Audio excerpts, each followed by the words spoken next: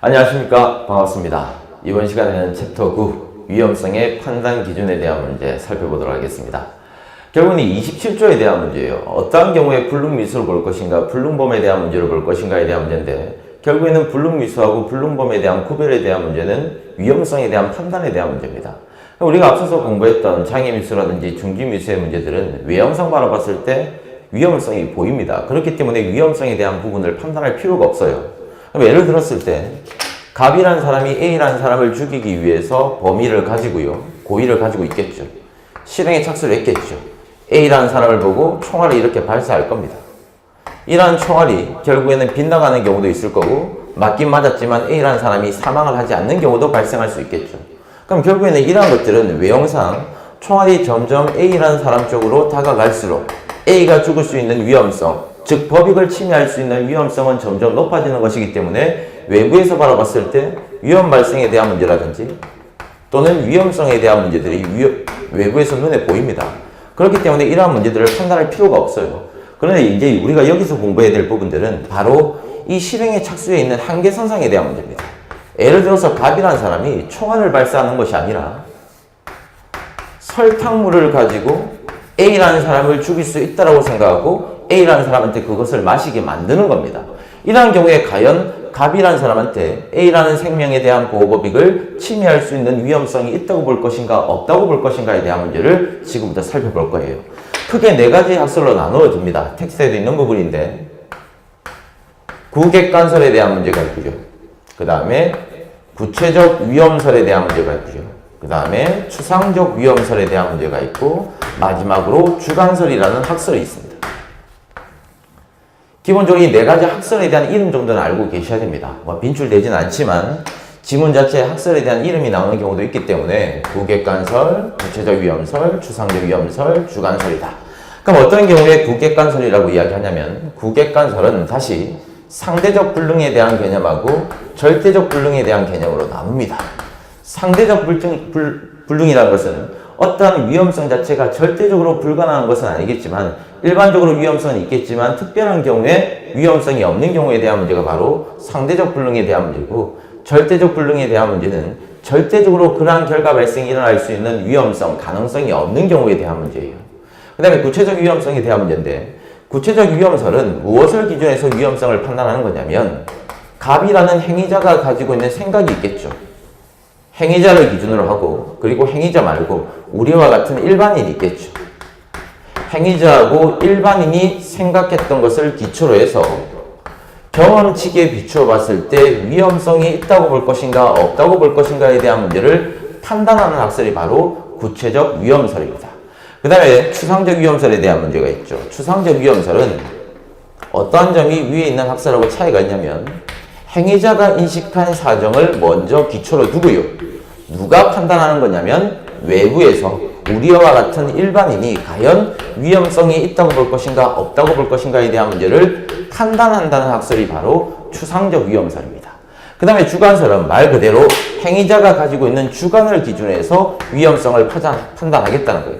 그럼 결국에는 행위자가 가지고 있는 주관을 기준해서 위험성을 판단한다는 말은 갑이라는 행위자는 당연히 설탕물로도 A라는 사람을 죽일 수 있다고 생각하고 지금 설탕물을 주고 있는 것이기 때문에 주관설에 따르게 되면 결국에는 모두 다 위험성이 있게 되어버립니다.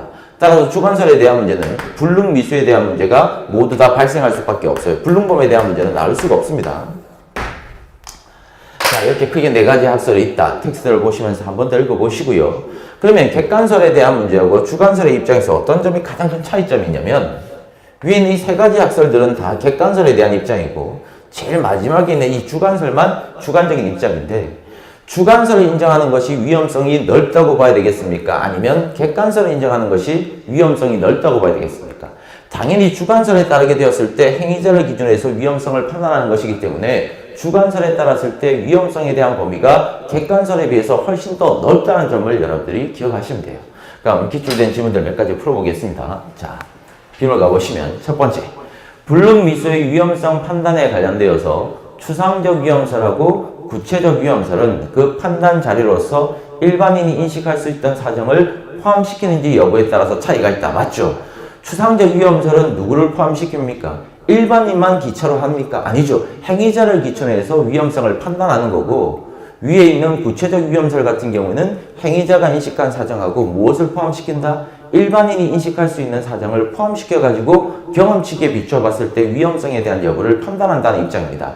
그렇기 때문에 일반인이 인식할 수 있는 사정을 포함시키면 구체적 위험설, 포함시키지 않고 행위자가 인식했던 사정만을 기초로 두게 되면 바로 추상적 위험설에 대한 문제가 되겠죠. 옳은 지문으로 체크를 하시면 되겠습니다. 자, 다음. 불능미수의 위험성과 판단에 관련돼서 첫 번째 끝에 가시면 인식한 사정과 일반인이 인식할 수 있었던 사정이 일치하지 않는 경우에 어느 사정을 기초로 판단할 것인지가 명확하지 않다. 여기까지 밑줄 꺼주시면 결국에는 일반인이 인식한 사정하고 그 다음에 행위자가 인식한 사정이 차이가 있는 경우에 문제가 발생할 수 있는 학설은 어떤 학설이냐면 바로 구체적 위험설에 대한 문제입니다. 왜 구체적 위험설을 의미하는 거냐면 구체적 위험설은 위험성에 대한 판단을 할 때 일반인이 인식했던 사정을 두고 그 다음에 누구를 다시 둡니까? 행위자가 인식했던 사정을 두고 경험치기에 비추어 봤을 때 위험성에 대한 여부를 판단하는 거죠. 그렇기 때문에 행위자가 인식했던 위험성이 있을 것이고 그 다음에 일반인이 인식했던 위험성이 있겠죠. 그래서 양자 사이가 차이가 날 수 있는 부분은 바로 구체적 위험설을 말하게 되는 겁니다. 보통 어떤 경우가 있냐면 텍스트에도 나와 있는 예시들인데 지금 여기도 나와 있죠. 갑이라는 이란 행위자는 자기가 지금 총알을 발사해가지고 A를 죽일 거예요.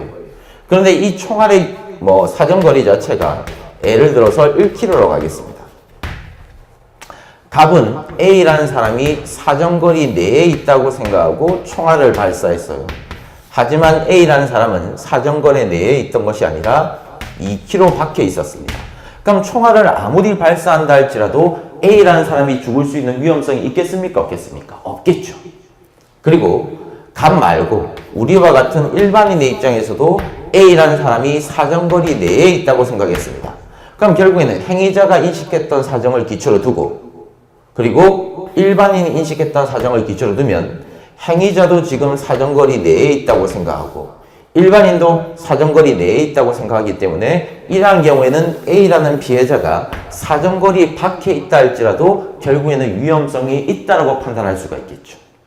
하지만 반대로 A라는 행위자는 사정거리 내에 있다고 생각했지만 우리와 같은 일반인은 사정거리 밖에 A라는 사람이 있다는 것을 알았습니다. 그러면 결국에는 위험성이 있다고 보는 게 맞겠습니까? 없다고 보는 게 맞겠습니까? 없다고 보는 게 맞겠죠. 그렇기 때문에 이러한 경우에는 구체적 위험설에 따랐을 때는 양자 사이에 차이가 나타날 수가 있습니다. 명백히 사정거리 밖에 있는 자에 대해서 사정거리 안에 있는 것으로 오인하고 총격을 하게 되는 경우에는 일반인의 입장에서 바라보게 되었을 때는 결국에는 사정거리 밖에 있는 것이기 때문에 위험성 자체가 부정이 되어가지고 불능미수가 인정이 될 것이 아니라 불능범에 대한 문제가 인정이 돼야 되겠죠. 따라서 옳은 지문으로 체크를 하시면 되겠습니다. 자, 다음 문제로 가겠습니다. 좀 전에 제가 말씀드렸던 부분인데 주관설에 대한 문제하고 객관설에 대한 문제를 비교를 좀 해보시죠. 주관설은 누구를 기준해서 위험성을 판단한다?